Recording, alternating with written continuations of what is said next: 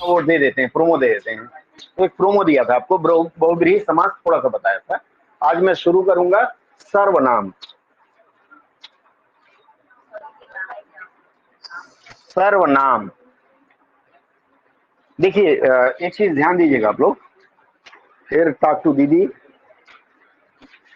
देखिए एक चीज ध्यान दीजिएगा आप लोग कि कई ऐसे शब्द होते हैं जिसमें उनका अर्थ छुपा होता है और आप उसी से उसका पूरा भावार्थ निकाल सकते हैं, पूरी रामायण लिख सकते हैं। जैसे नाम का मतलब क्या होता है? हिंदी व्याकरण में नाम अगर कहें तो संज्ञा, कोई भी नाम, सविता, नीना, जो भी, वो सब नाम मतलब संज्ञा। अब ये जो सर्वनाम मैंने जानबूझ के अलग अलग लिखा है, सर्वनाम मतलब जो नाम के बदले आए वो सर्वनाम है। नाम क्या है? संज्ञा के बदले जो आए। क्लियर है? ये सब बचपन से हम लोग पढ़ते आए हैं। अलग क्या है पूछेंगे? पूछिए, अलग क्या है? उसका सही प्रयोग करने हमें आना चाहिए, और सही प्रयोग हम कब कर पाएंगे? जब हम उसकी विशेषता जानेंगे। तो सर्वनाम मतलब जो नाम के बदले आता है, संस्कृत में भी बोलते हैं तो सर्वनामे कुछ इस तरह से कहा जाता है, संस्कृत मुझे नहीं आती। सर्वनाम में सबसे पहले हम जानेंगे नाम के बदले। अंग्रेजी में आप लोगों ने पढ़ा है प्लूरल। प्लूरल पढ़ा है, नहीं पढ़ा है? और क्या पढ़ा है? प्लूरल का उल्टा सिंगुलर। प्लूरल सर्वनाम होता है। हम प्लूरल से शुरू कर रहे हैं। प्लूरल मतलब बहुवचन, और सिंगुलर मतलब एक वचन। ये सर्वनाम के साथ ही वो एक वचन बहुवचन भी पकड़ के लाएंगे हम लोग। कैसे लेके आएंगे? सर्वनाम का मतलब जैसे मान लीजिए मैंने कहा सरिता, कोई कहानी आप कह रही हैं या इनके बारे में आप सरिता किसी के बारे में आप बता रही हैं या बता रहे हैं, तो आप क्या कहेंगे कि सरिता पोस्ट ग्रेजुएट है। ठीक है? सरिता के 5 भाई हैं, सरिता के पिताजी कलकत्ता में रहते हैं। ये बार बार सरिता रिपीट करना छोटे बच्चों के क्लास में तो चल जाएगा, आपकी क्लास में चलेगा क्या? तो हम सरिता की जगह पे कोई और शब्द देंगे। क्या देंगे? वह उसे उसका, वह उसे उसका, या कुछ और ले लेंगे।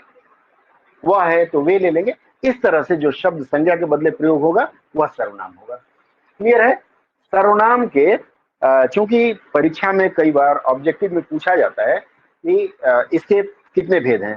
संज्ञा के बारे में हमने पढ़ा था, संज्ञा के कितने भेद हैं? संज्ञा के 3 हैं। ऑप्शन मैंने दिया ही नहीं, कैसे आप लोगों ने बता दिया? मैं ऑप्शन देता हूं, संज्ञा के कितने भेद हैं? पहला ऑप्शन 3, दूसरा ऑप्शन 8, तीसरा ऑप्शन 11, चौथा ऑप्शन 9। अगर मैं दूसरा विकल्प दूं, संज्ञा के कितने भेद हैं, उसमें 3 की जगह 5 फिट कर दूं तो 5। मैंने बताया था व्युत्पत्ति बनावट के अनुसार कितने हैं? 3।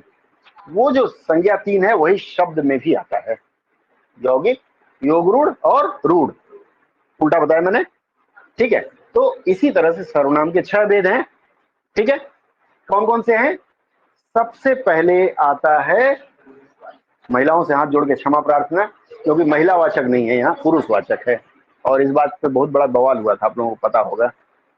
एक दवा आती है पुत्र जीवक बटी, पुत्र जीवक बटी बाबा रामदेव बनाते हैं।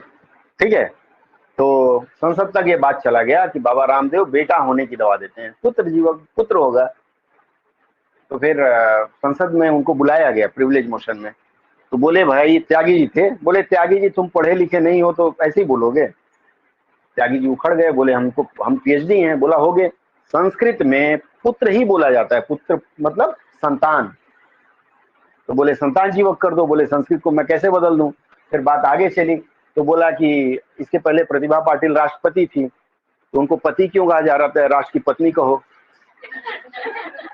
स्वाभाविक है। या ये श्रीमती इंदिरा गांधी प्रधानमंत्री थी, मंत्री महिला, तो जो नरेंद्र मोदी मान लीजिए हो गए, तो नरेंद्र मोदी को मंत्रा कहा जाए, प्रधान मंत्रा कह सकते हैं क्या? क्यों नहीं कह सकते? इस पर आज हम बात करेंगे।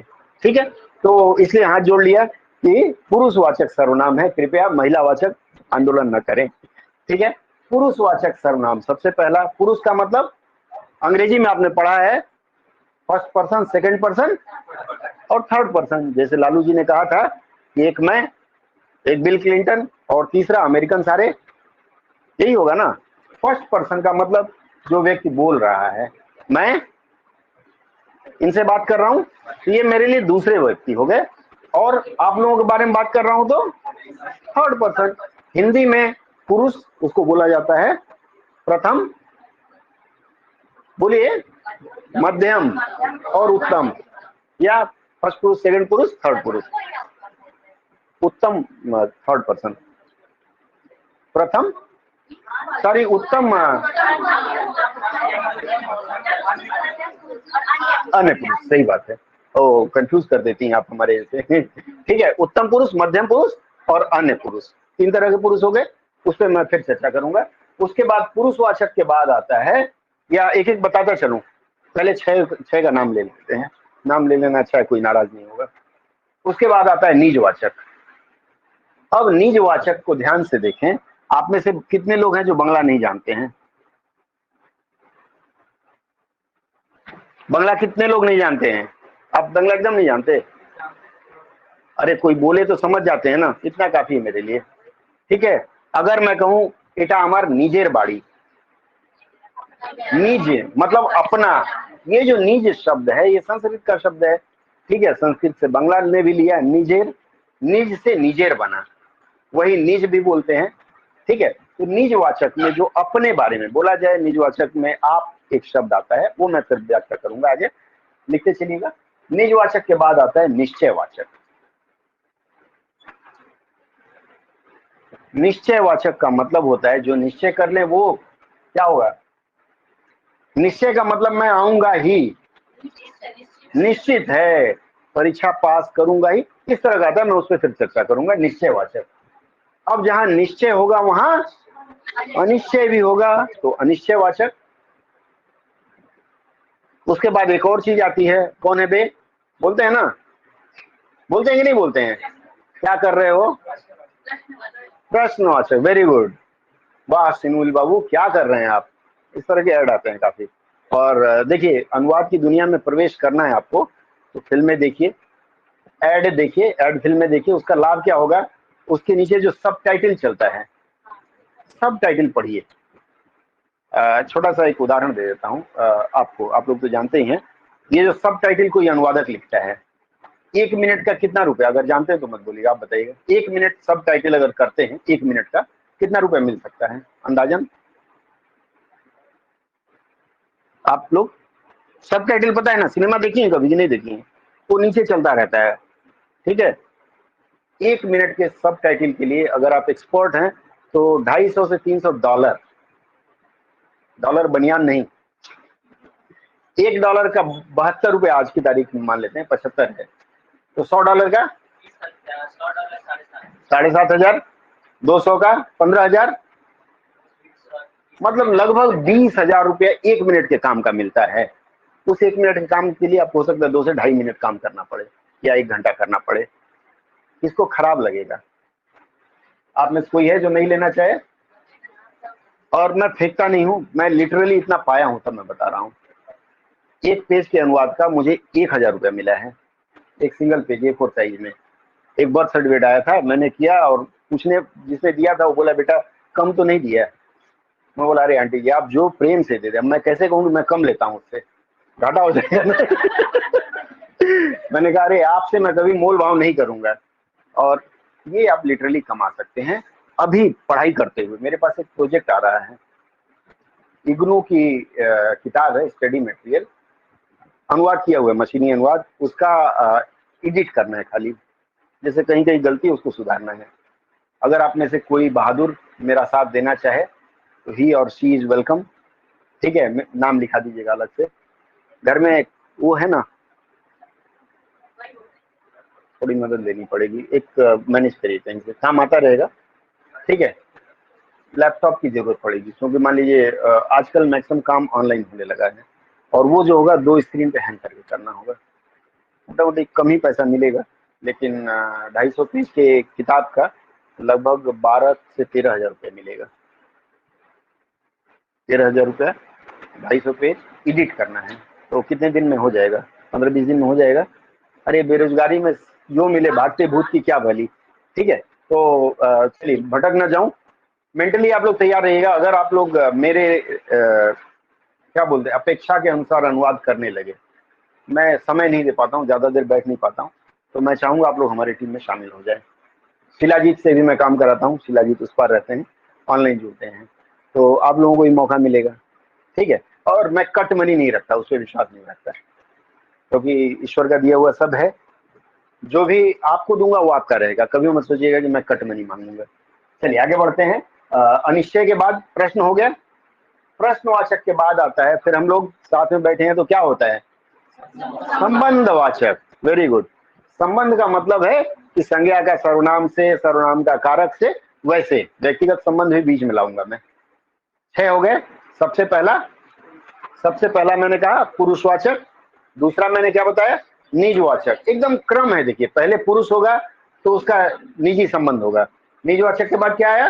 निश्चयवाचक, वो निश्चय पुरुष है। ठीक है, निश्चयवाचक है तो कभी कभी अनिश्चय भी होगा, आज बारिश होगी। अनिश्चयवाचक के बाद क्या आया? सच में करेंगे ही करेंगे, का हो खा ले लू। ठीक है, प्रश्नवाचक के बाद संबंध आएगा। क्लियर? 6। अब हम एक एक की व्याख्या करें। हाँ, आदर सूचक, किसी को आदर देते हैं वही आदर सूचक है। हाँ, जैसे तुम बोलते हैं, तुम कितनी अच्छी हो। माँ गाना गाते हैं ना, तुम कितनी अच्छी हो, तुम कितनी भोली हो, क्योंकि माँ खिलाती है, लेकिन बाप को तुम नहीं बोलते। पिताजी तुम आए, वाक्य गलत हो जाएगा।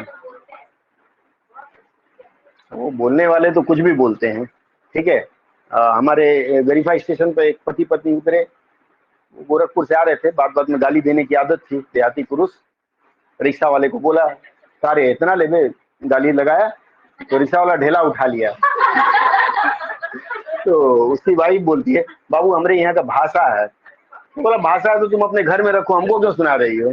ठीक है, तो आदर जो देना है वो देते हैं। जैसे मान लीजिए तुम बोलते हैं माँ को, पिता को आप बोलते हैं, आप बोलते हैं ना, तो ये आदर सूचक उसमें आएगा। हम चर्चा करेंगे।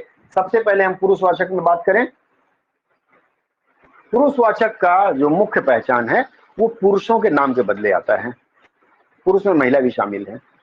जैसे राम, मैं या वह, इसमें कुछ गिने चुने शब्द हैं, लिख लीजिए।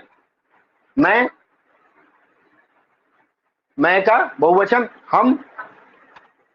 हम के बाद फिर तू मतलब बहुत छोटे बच्चे को या बहुत प्यार से बोलते हैं। हाँ, तू के बाद फिर तुम, थोड़ा सा स्टैंडर्ड बढ़ गया। तुम के बाद फिर थोड़ा और स्टैंडर्ड बढ़ा, आप। उसके बाद आएगा यह, स्थान के लिए। यह क्या बहुवचन? ये, यह में एक ही मात्रा। इसमें हम लोग बहुत भूल करते हैं, यह और ये में, हम उस पर आएंगे। ये के बाद वह, तो वह का बहुवचन बहुत आसान है, बस इतना ही है। इसके अलावा कुछ है आप लोगों के पास? नहीं है। आगे बढ़ते हैं। पुरुषवाचक सर्वनाम 3 तरह का होता है, मैंने आपको बता दिया। प्रथम पुरुष या उत्तम पुरुष, जो पहला है वही उत्तम माना जाएगा। उसके बाद मध्यम पुरुष और अन्य पुरुष। उत्तम पुरुष में सिर्फ 2 शब्द आते हैं, मैं और हम, लिख लीजिए। ठीक है, मैं और हम। हम पे एक बात मैं बता दूं, बिहार के कुछ क्षेत्र या लखनऊ वगैरह में जहां नवाबी चीजें रही हैं, वहां हम का प्रयोग करते हैं। हम आएंगे, हम जाएंगे, मैं के लिए। व्याकरण के, ध्यान से देखिएगा, व्याकरण के अनुसार वह गलत है। ठीक है, व्याकरण के अनुसार क्या होना चाहिए? मैं होना चाहिए।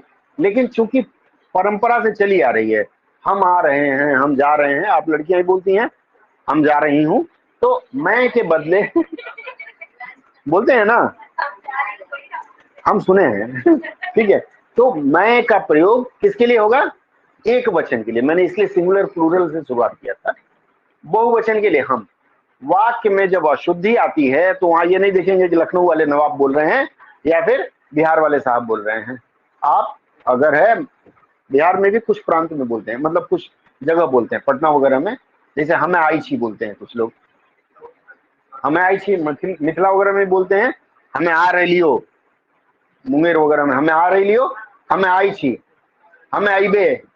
ठीक है, मगही, वो मतलब ये याद नहीं किया, लेकिन हर तरह का थोड़ा बहुत सुन लेता हूँ। तो वो जहाँ हम में आई, वो तो अपने लिए बोल रहा है ना। तो जब वो हिंदी बोलता है वो आदमी, तो बोलता है हम आएंगे, गलत है, हिंदी व्याकरण के अनुसार गलत है। ठीक है, तो सबसे पहले आया पुरुषवाचक में, उत्तम पुरुष में मैं और हम। उसके बाद हम चलते हैं मध्यम पुरुष, सेकंड पर्सन। अगर आपको अंग्रेजी का याद है तो अंग्रेजी के हिसाब से रखें, वैसे मैं सलाह देता हूं कि अंग्रेजी को हिंदी के अनुसार पढ़िए, ज्यादा मजा आएगा। ठीक है, मध्यम पुरुष में क्या आएगा, उसमें आई, इसमें यू। तो यू का क्या होता है, तू, तुम और आप, तीन आ जाएंगे। क्लियर, और आगे बढ़े। अब अन्य पुरुष में अंग्रेजी में क्या आता है, ये तो आप सभी जानते हैं, ही शी इट दे हैं।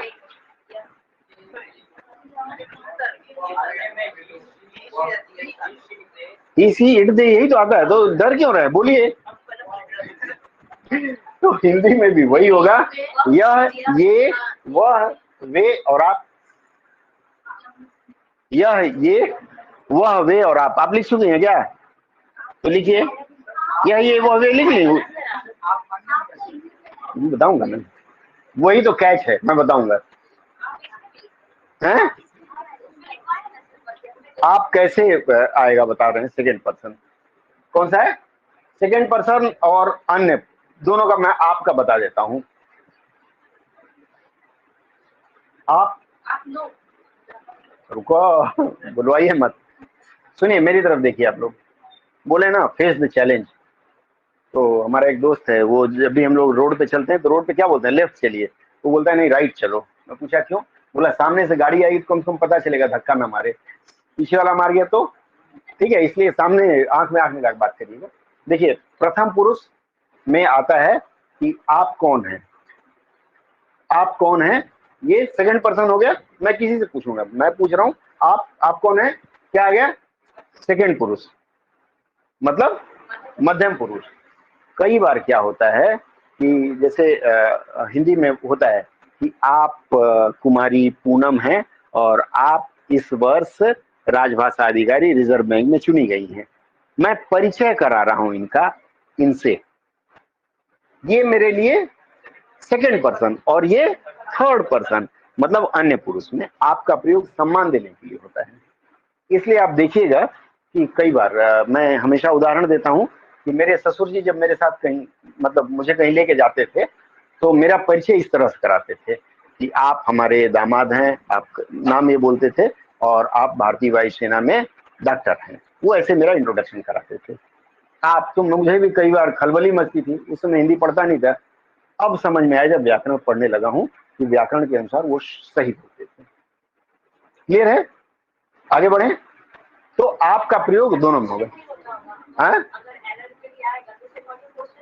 क्वेश्चन को हिंदी क्लास में हिंदी प्रश्न बोले तो अच्छा रहेगा। ठीक है, थोड़ा सा देखिए, बहुत बेइज्जती होती है अगर आप हिंदी अधिकारी या हिंदी अनुवादक बन करके और बोलचाल में अंग्रेजी के शब्दों का अधिक प्रयोग करें। तो मुझे बहुत समय लगा, 3-4 साल लगा खुद को सुधारने में। ठीक है, आगे बढ़े। कहा गणेश जी कहाँ खो गए, रिचार्ज कराना है तो बताइएगा। हाँ बोलिए। हाँ,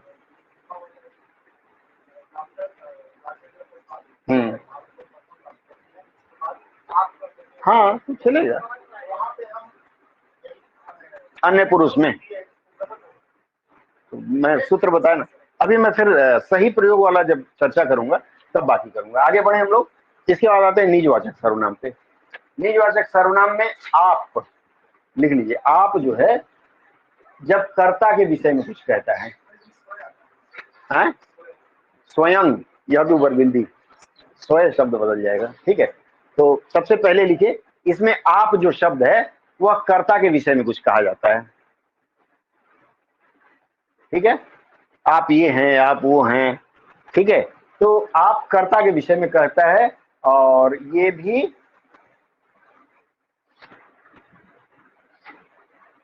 ठीक है। देखिए, इसमें एक कंफ्यूजन हमें आती है कि ये जो आप जो शब्द है इसका दो जगह प्रयोग होता है। लिख लीजिए, आपका प्रयोग कई बार निजवाचक के लिए होता है और कई बार पुरुषवाचक के लिए होता है।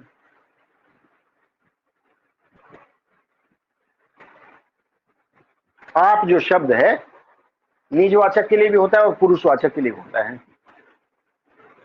उदाहरण देंगे? कोई आप में से बताएगा? अच्छा, आप में से कितने ऐसे लोग हैं जिन्होंने पंजाबी बोलते हुए किसी को सुना हो, फिल्मों में या कहीं भी? हैं? सरदार जी हैं वहाँ, वो तो भोजपुरी बोलते हैं, सब पंजाबी बोलते हैं। देखिए, पंजाबी में हुण बोलते हैं। हुण, हुण जो शब्द है, हुण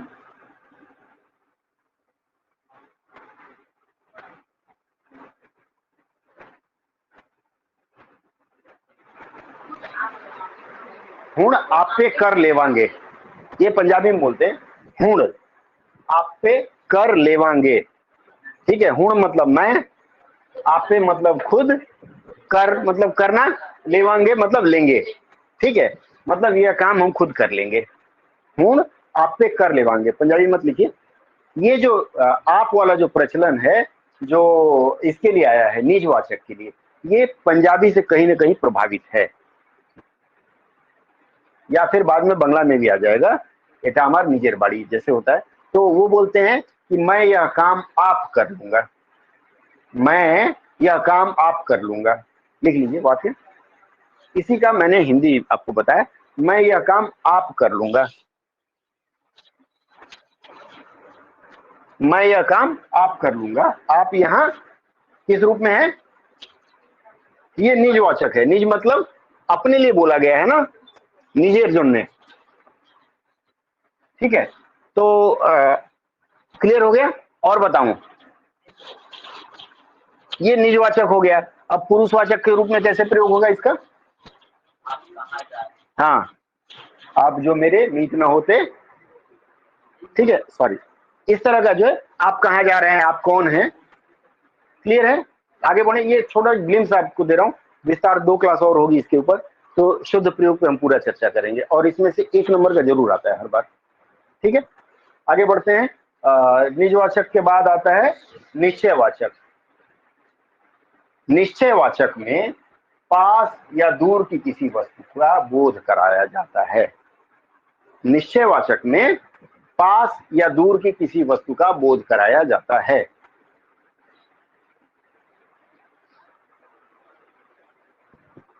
ठीक है, पास या दूर की किसी वस्तु का बोध कराया जाता है। उदाहरण के लिए आप लोग बताएंगे, यह, ये, वह, वे। यह मेरी कलम है, वह आपकी टोपी है। यह कुतुब मीनार है, वह दौलताबाद है, ठीक है। यह मतलब पास और वह मतलब दूर, इसका बहुवचन यह का ये बच्चे सब मेरे हैं, वे बच्चे भी मेरे हैं, ठीक है। इसी तरह से वह का वे समझ गए, वह मेरी बेटी है, यह मेरी बेटी है। यह नजदीक के लिए, वह दूर के लिए, और इसका बहुवचन रूप, क्लियर? हमेशा ध्यान रखिएगा, ये निश्चयवाचक होगा। आगे बढ़े, अगला चले। कोई डाउट है? अनिश्चयवाचक में आते हैं। अनिश्चयवाचक कहता है कि किसी अज्ञात या अनिश्चित वस्तु के बारे में चर्चा करें। अज्ञात या अनिश्चित। मैं थोड़ा सा लीक से हट के वाक्य आपको इसलिए बताता हूं कि आपको याद रह जाए, और इसी का एक वो है, कुछ तो लोग कहेंगे। लिख लीजिए, उदाहरण लिखिए, कुछ तो लोग कहेंगे। मैंने बताया कि अज्ञात या अनिश्चित वस्तु का बोध कराए, उसमें आपको एक उदाहरण दिया मैंने, कुछ तो लोग कहेंगे। क्या कहेंगे ये मालूम नहीं है, ये जो कुछ शब्द है वो अनिश्चित है। कुछ लोग आए हैं, दूसरा ले लीजिए, कुछ लोग आए हैं। आ रहा हूं, दो उदाहरण दे दूं, ठीक है। फिर कोई आए मुझे बचाए, XYZ किसी को बुला सकते हैं।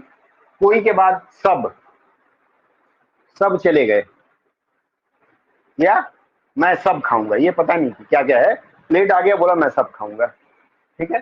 सब के बाद आ गया, सब के साथ कोई भी जोड़ देते हैं, सब कोई जाओ, ठीक है, सब कोई जैसे जोड़ा गया वो उसके उसी तरह से हर कोई भी जोड़ लीजिए, हर कोई।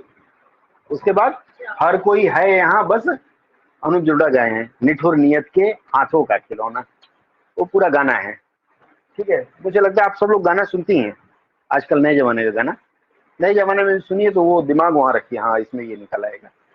ठीक है, इसके बाद हर कोई के बाद कोई भी, जैसे मैं प्रश्न करूं और मैं अरे कोई भी बताइए आप में से, इसका मतलब निश्चित नहीं है, तो ये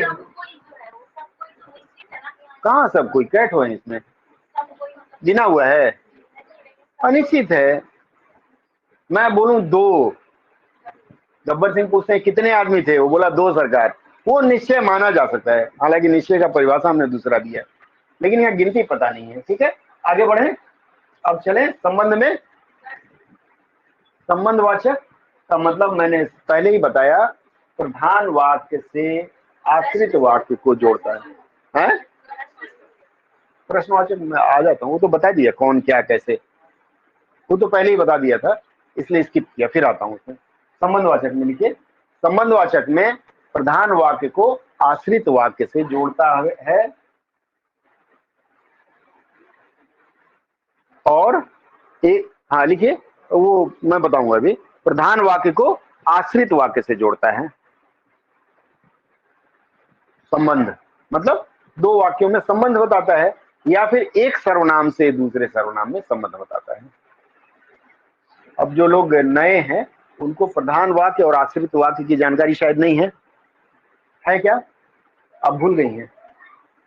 याद है क्या है प्रधान वाक्य?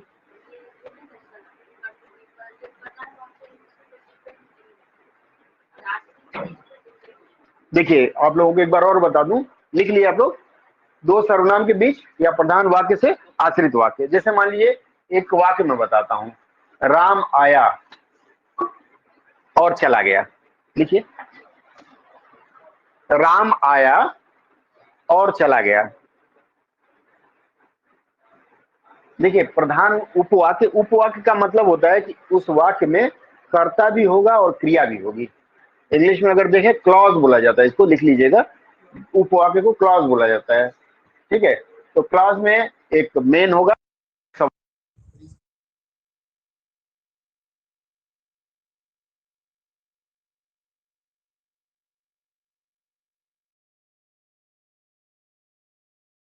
तो ठीक है कट गया। तो जो प्रधान वाक्य होगा, जैसे राम आया, अगर राम आया सिर्फ इतना हम बोल देते हैं तो वाक्य अपने आप में पूरा है। राम क्या है? कर्ता, और आना क्रिया है, और जोड़ रहा है, कंजंक्शन है, चला गया। अब अगर सिर्फ चला गया हम लोग प्रयोग करें तो वाक्य पूरा लगता है क्या? अधूरा लगता है। तो जो अधूरा है वो आश्रित है, और वो किस पे आश्रित है? प्रधान, राम आया और चला गया। इन दोनों वाक्यों को जोड़ता है, इसका मतलब और सर्वनाम नहीं माना जाएगा। मैं एक उदाहरण दिया प्रधान और उसका, जैसे अब हम आश्रित और इसका उदाहरण दें, जो रोता है सो होता है, जो और सो की जोड़ी। ठीक है, और इसमें क्या होता है? यह और वह का प्रयोग होता है। मैंने आपको बताया जो रोता है सो खोता है, जो जागता है सो पाता है। तो जो के साथ सो की जोड़ी, इसमें यह और वह का प्रचलन है। लिख लीजिए, आपको एक वाक्य मैं बताता हूं, जो जागता है सो पाता है। जो जागता है एक शब्द, मतलब एक उपवाक्य, सो पाता है दूसरा उपवाक्य।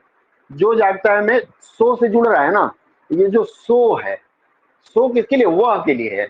जो के बदले सो, जो के बदले सो आया है, असल में यहाँ वह होना चाहिए था, क्योंकि पहले चला रहा है सो हम ले रहे हैं। तो ये जो सो या वह है, वह क्या है? सर्वनाम है। तो यही संबंधवाचक सर्वनाम है। एक और लिख लीजिए, यह और वह, यह राम है, वह सीता है। तो यह और वह, देखिए यह और वह का प्रयोग हमेशा एक वचन में होगा। है, लिख लीजिएगा स्टार बना के, यह और वह का प्रयोग हमेशा एक वचन में होगा। इसका बहुवचन क्या होगा? ये और वे।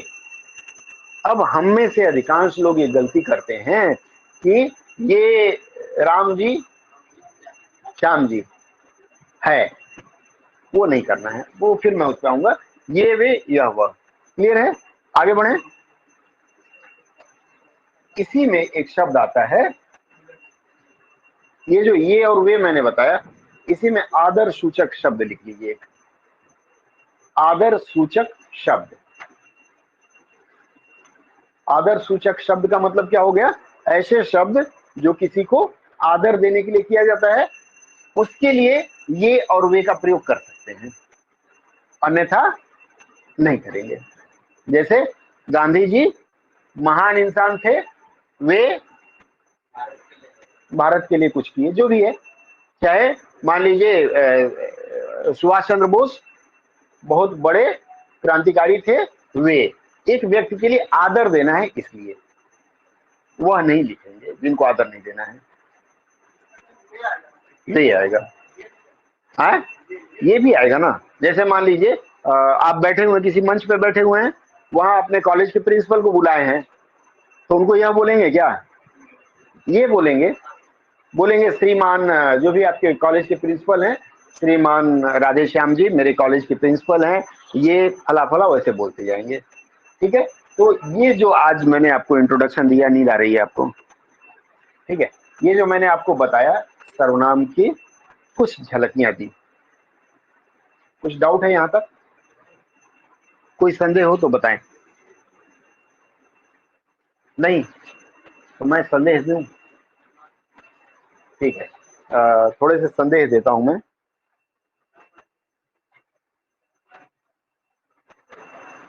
लिखिए, प्रश्न लिखिए जरा।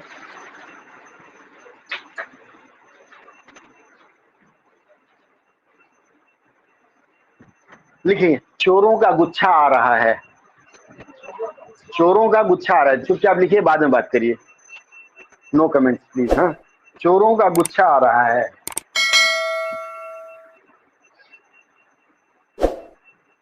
क्या कलम खत्म हो गया? इधर रखा रहता है, डब्बा में चुरा लिया करिए।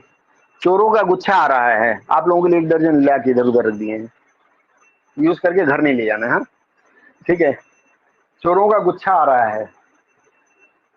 अगला वाक्य लिखिए, शिक्षकों का पुंज आ रहा है। पुंज, पुंज आ रहा है। घास फूस की पुलिया।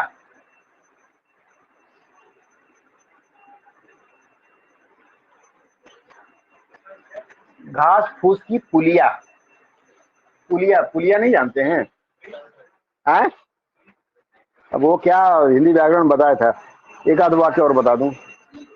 उसके सब कुछ लूट गई। घास फूस की पुलिया, बस उतना ही है। उसके सब कुछ लूट गई।